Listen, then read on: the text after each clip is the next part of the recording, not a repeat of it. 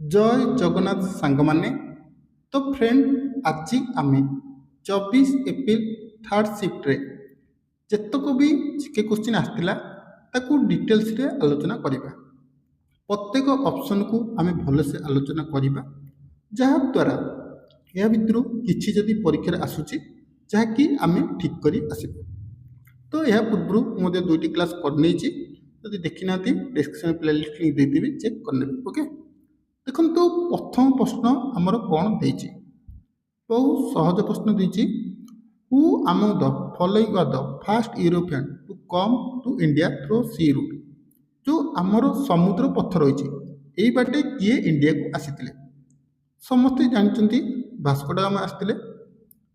କେବେ ଆସିଥିଲେ କ୍ୱେଶ୍ଚିନ୍ ପଚାରିବ? 1498ରେ ଆସିଥିଲେ। କେଉଁଠୁ ଆସିଥିଲେ? ନା ପର୍ତ୍ତୁଗାଲରୁ ଆସିଥିଲେ। ତାପରେ ଦେଖନ୍ତୁ ତଳେ ଗୋଟେ ଅପସନ୍ ଅଛି ସାର୍ ଥୋମାସ ରୟ। ତ ଇଏ କିଏ? ନା ଦେଖନ୍ତୁ ଇଏ 1615 ADରେ କାହାଙ୍କ ଦରବାରକୁ ଆସିଥିଲେ? ନା ଜାହାଙ୍ଗୀରଙ୍କ ଦରବାରକୁ ଆସିଥିଲେ। କ'ଣ ପାଇଁ? ନା ସିଏ ଯେଉଁ ସୁରାଟରେ ଗୋଟେ ଯେଉଁ ଫ୍ୟାକ୍ଟ୍ରି ବସିଥିଲା ସେଠି ଟ୍ରେଡ୍ କରିବା ପାଇଁ ଇଏ ଆସିଥିଲେ। କିଏ ଆସିଥିଲେ? ନା ସାର୍ ଥୋମାସ ରୟ। ଭାବୁଛି ଫାର୍ଷ୍ଟ କ୍ୱେଶ୍ଚିନ୍ ସମସ୍ତେ ବୁଝିପାରିଥିବେ। Which among the following the highest peak of Odisha. ସମସ୍ତେ ଜାଣିଛନ୍ତି ଦେଓମାଳି। କେଉଁ ଜିଲ୍ଲାରେ ଅଛି? କୋରାପୁଟ ଜିଲ୍ଲାରେ ଅଛି। ପଚାରିବ ହାଇଟ୍, ତ ବହୁତ ସହଜ, 1672। ଦେଖନ୍ତୁ ଏଠି ଓଡ଼ିଶାର ଦେଲା, ଇଣ୍ଡିଆର ମଧ୍ୟ ପଚାରିବ ଯେ ହାଇଏଷ୍ଟ ପିକ୍ ଅଫ୍ ଇଣ୍ଡିଆ। ବହୁତ ସହଜ କ୍ୱେଶ୍ଚିନ୍, ସମସ୍ତେ ଜାଣିଛନ୍ତି କାଞ୍ଚନଜଙ୍ଗା। କେଉଁଠି ଅଛି? ନା ସିକିମରେ ଅଛି।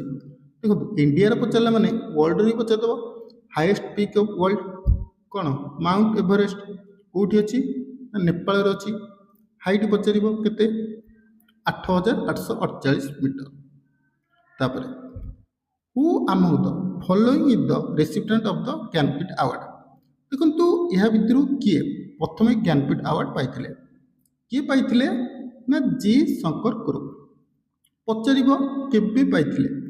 ମସିହାଟା ମଧ୍ୟ ଲେଖିକି ରଖନ୍ତୁ, 1965 ମସିହାରେ ପାଇଥିଲେ। କ'ଣ ପାଇଁ ପାଇଥିଲେ? ନା ଦେଖନ୍ତୁ ସିଏ 1950 ମସିହାରେ ଗୋଟେ ପୋଏମ୍ ଲେଖିଥିଲେ। ତା ନାଁ କ'ଣ ଥିଲା? ଦେଖନ୍ତୁ ତା ନାଁ ଥିଲା ଓଦା କୁ ଜାଲ। ଓଦା କୁ ଜାଲ। ଯେଉଁ ବହିଟି ସେ 1950 ମସିହା ଲେଖିଥିଲେ, ସେଥିପାଇଁ ତାକୁ 1965 ମସିହାରେ ଜ୍ଞାନପୀଠ ଆୱାର୍ଡ଼ ମିଳିଥିଲା। ଦେଖନ୍ତୁ ଏଠି ଆମର ଆଉ ଗୋଟେ କ୍ୱେଶ୍ଚିନ୍ ମଧ୍ୟ ପଚାରିପାରେ। ଏଠି ଇଣ୍ଡିଆର ପଚାରିବ first recipient of Jnanpith award in Odisha. ସମସ୍ତେ ଜାଣିଛନ୍ତି ଗୋପୀନାଥ ମହାନ୍ତି। ଗୋପୀନାଥ ମହାନ୍ତି ପାଇଥିଲେ। କ'ଣ ପାଇଁ ପାଇଥିଲେ? ନା ତାଙ୍କ ବୁକ୍ ମାଟି ମଟଳା ପାଇଁ ପାଇଥିଲେ। କେବେ ପାଇଥିଲେ? ନା 1973 ମସିହାରେ। ଭାବୁଛି ଏ କ୍ୱେଶ୍ଚିନ୍ଟା କ୍ଲିଅର ହେଇଯାଇଥିବ। ତାପରେ who were the first European to Odisha. ଓଡ଼ିଶାକୁ କେଉଁମାନେ ପ୍ରଥମେ ଆସିଥିଲେ? ଦେଖନ୍ତୁ ଇଣ୍ଡିଆକୁ ଯେଉଁମାନେ ଆସିଥିଲେ ଓଡ଼ିଶାକୁ ମଧ୍ୟ ସେଇମାନେ ଆସିଥିବେ। କେବେ ଆସିଥିଲେ? ନା 1803 ମସିହାରେ।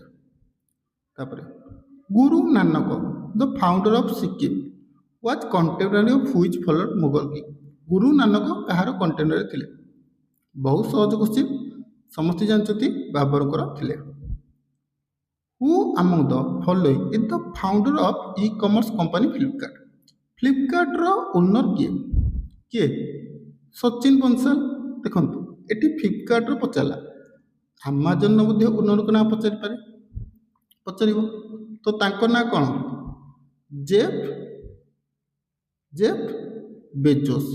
ତେବେ ଆମାଜନର ଫାଉଣ୍ଡର କିଏ? Jeff Bezos. ତାପରେ 2018 ଏସିଆନ୍ ଗେମ୍ କେଉଁଠି ହେଇଥିଲା? ଇଣ୍ଡୋନେସିଆରେ।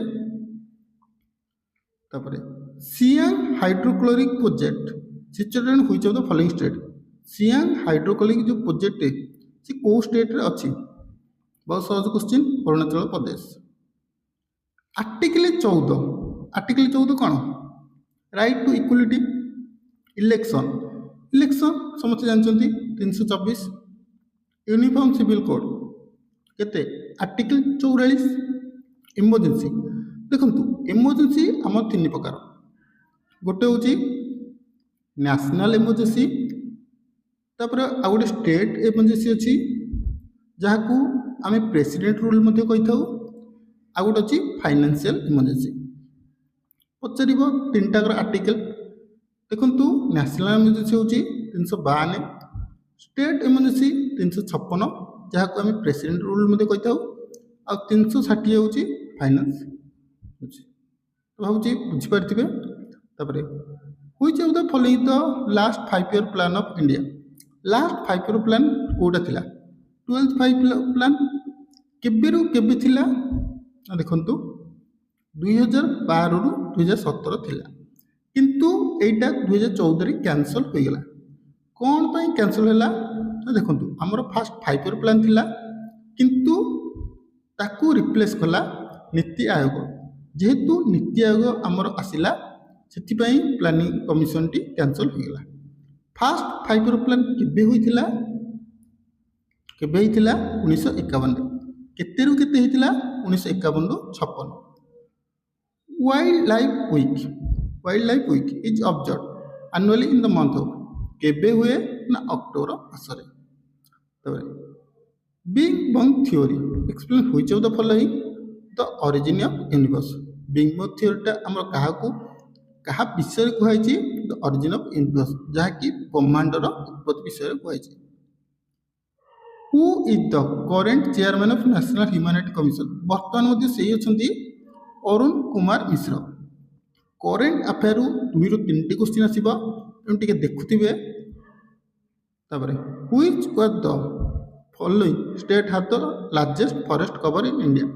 ଦେଖନ୍ତୁ ସବୁଠୁ ହାଇଏଷ୍ଟ ଯଦି ଫରେଷ୍ଟ କହିବା ମଧ୍ୟପ୍ରଦେଶରେ ଅଛି। ଏଠି ହାଇଏଷ୍ଟ ପଚାରୁଛି, ତାମାନେ ଲୋଏଷ୍ଟ ମଧ୍ୟ ପଚାରି ପାରିବ। ଲୋଏଷ୍ଟ ଷ୍ଟେଟ୍ କେଉଁଟା ହେବ? ନା ଆମର ହରିୟାଣା ହେବ। ଦେଖନ୍ତୁ ଓଡ଼ିଶାର ମଧ୍ୟ ପଚାରିବ, ଓଡ଼ିଶାର ହାଇଏଷ୍ଟ ଫରେଷ୍ଟ କେଉଁଠି ଅଛି? ସମସ୍ତେ ଜାଣିଛନ୍ତି କେଉଁଠି ଅଛି? କନ୍ଧମାଳରେ ଅଛି।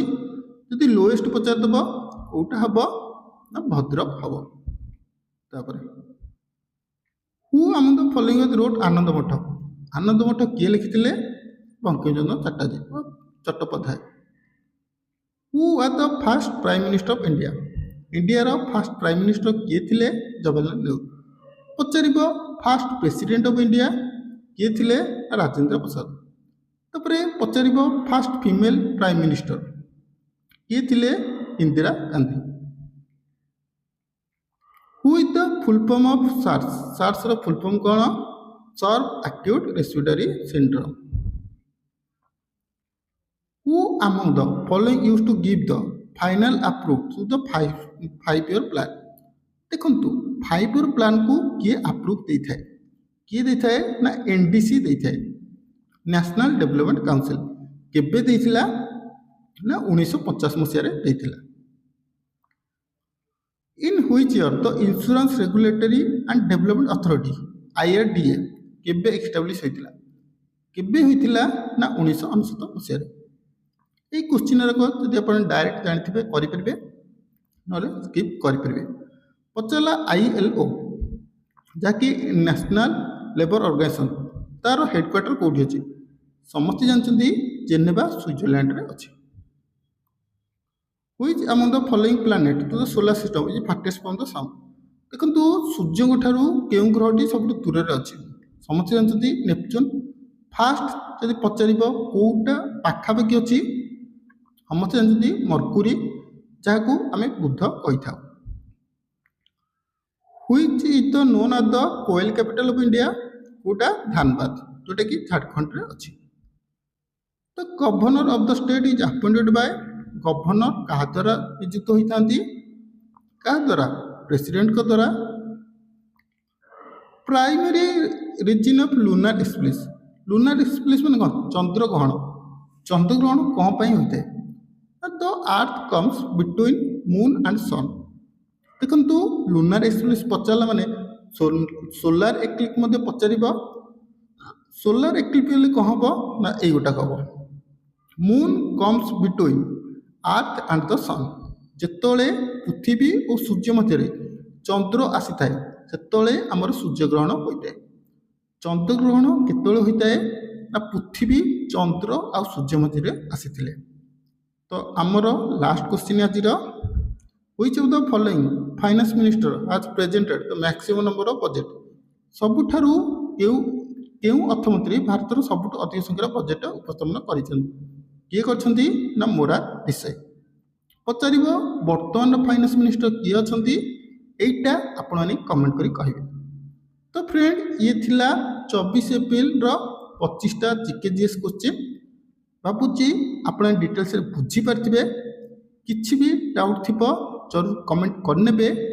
ଭିଡ଼ିଓଟି ଭଲ ଲାଗିଥିଲେ ଲାଇକ୍ କରିନେବେ ଓ ଆଗକୁ ଏପରି ଭିଡ଼ିଓ ପାଇଁ ଚ୍ୟାନେଲକୁ ସବସ୍କ୍ରାଇବ୍ କରିନେବେ।